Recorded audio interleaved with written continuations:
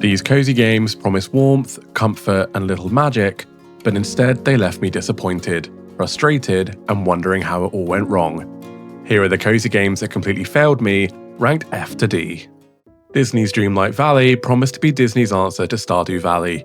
A cozy life sim filled with magic, nostalgia, and friendship, and on paper it sounded like the ultimate dream come true. But in reality, it's a game that lost its way. The endless grind, constant bugs, and aggressive monetization stripped away the heart that cozy players were hoping for. The magic is there, the art, the characters, the cozy charm, but it's buried under broken systems and paywalls that make it hard to truly relax. Even post-launch updates haven't managed to bring back that spark. The fix, unify currencies, cut time gates, and make dailies advance long-term goals, so short sessions still feel meaningful. Disney's charm is undeniable, respect the player's time and the cozy flow returns. Disney Dreamlight Valley is an F-tier fail because it forgot the #1 rule of cozy gaming: peace and satisfaction. Instead of comfort, it gave us chores and frustration. Disney should have known better. The Lord of the Rings universe getting a cozy adaptation should have been a slam dunk. Tales of the Shire had the perfect concept: Hobbit life, comfort, food, and peace. What we got felt unfinished and shallow. The animations are stiff, the world feels empty, and the repetitive gameplay loop makes it lose that Tolkien wonder fast. There's a lot of potential here, beautiful art direction and a few sweet moments of charm, but right now it feels more like an early access concept than a full release. To fix, add seasonal events with stakes, village roles, and town goals that unlock new recipes, routes, and spaces. Give players a reason to plan weeks, not minutes. Tales of the Shire lands in E tier, flawed but salvageable. With time, updates, and some love from the devs, it could become something truly special.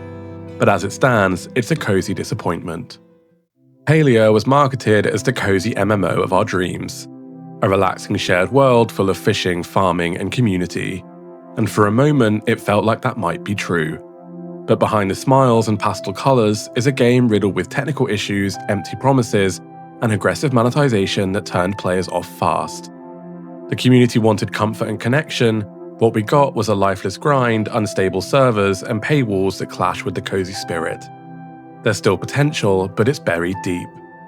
My opinion on fixes: weekly anchor loops, fairer crafting and market balance, and club/neighbor roles that give group goals beyond a resource grind. Make logging in feel like coming home to a living neighborhood. Palia lands in F tier. Palia's world is gorgeous, but its heart is missing. It's not cozy if you're fighting bugs and feeling nickel and dimed. Fae Farm looked like the next Stardew Valley. Farming, friendships, crafting, and magic. It's visually stunning with charming designs and plenty of promise. But the grind is exhausting, and the farming systems are unnecessarily repetitive, and dialogue feels robotic. Despite all the charm, it just doesn't flow. There's heart here, and it's clear the developers wanted to make something special. It just needs more variety and warmth in its gameplay loop. To fix, I would rebalance progression, add shared co-op quests, seasonal rituals, boss gardens, and festival building, and sprinkle surprise events to reset the loop. Fae Farm goes into E tier, not a total fail, more like a pretty face with a dull soul. It's salvageable, but for now, it's just okay.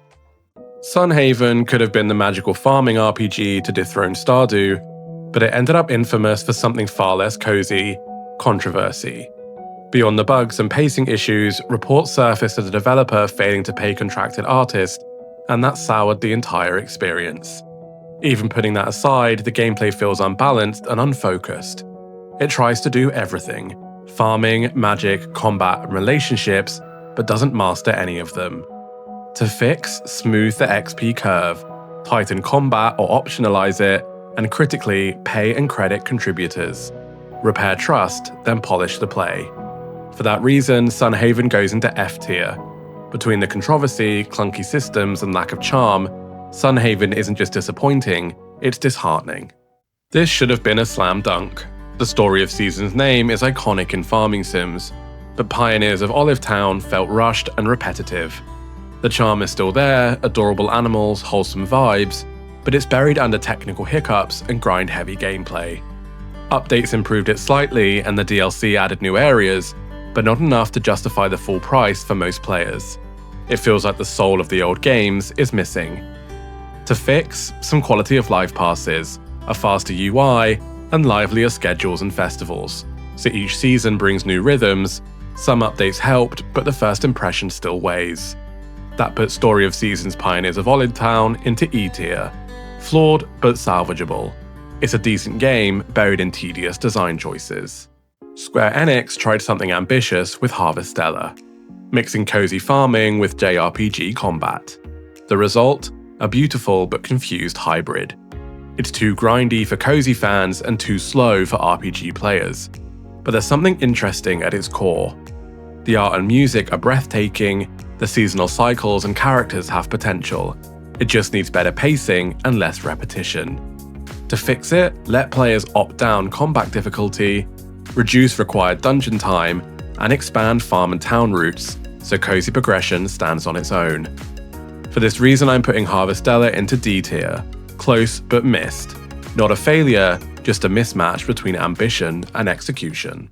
Rune Factory 5 had the weight of legacy on its shoulders. A beloved franchise returning after years. But it stumbled. Poor performance on Switch, dull character writing, and outdated mechanics made it feel like a relic rather than a revival. There's charm in the bones, relationships, farming, monsters, and romance, but the spark faded fast. It's one patch and one remaster away from greatness. To fix it, prioritize performance and loading, densify NPC routines and world events, and add combat variety so dungeons feel alive, not linear chores. I'm putting Rune Factory 5 in D tier. It's close, but not close enough.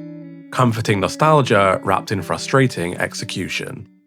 Kynseed is one of the most creative cozy games ever made.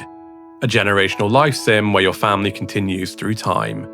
But despite the brilliant idea, it struggles with slow pacing, vague goals, and systems that feel half-finished.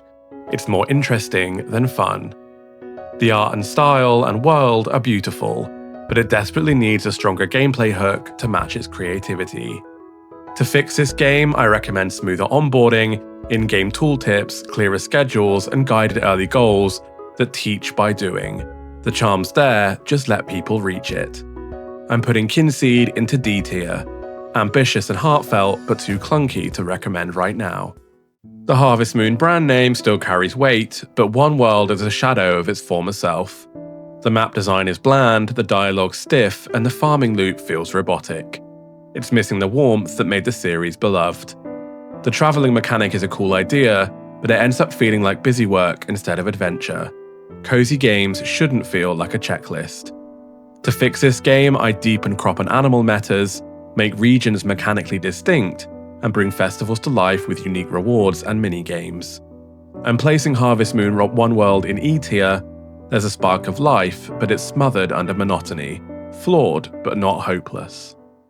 Spirittea had all the potential in the world. Cozy bathhouse management meets slice of life spirit world, inspired by Studio Ghibli. It promised warmth and whimsy. But it's shipped with serious bugs, awkward pacing, and frustrating mechanics to undercut all that charm. It's beautiful and the soundtrack is stunning, but when you can't interact smoothly with your own spirits, the frustration outweighs the peace. The fix? Daily variety modifiers, character-driven upgrades, and challenge layers that meaningfully change your routine, so day 30 doesn't feel like day 3. For that reason, I'm placing Spirittea in F tier. It could have been a masterpiece. Instead, it's a reminder that polish matters as much as passion. So those are the cozy games that failed to deliver, the ones that had all the right ingredients but lost their way. From Disney's disappointing magic to Palia's lifeless grind, each of these could have been amazing with a little more care and heart. So tell me, which cozy game let you down the most? Drop your top 3 fails in the comments and I might feature them in my next video. If you appreciate honesty in cozy gaming, give this video a like and subscribe for more tier lists, reviews, and cozy deep dives. And if you want to see the flip side, the games that actually earned their full price, check out my Worth It or Skip It playlist on screen now.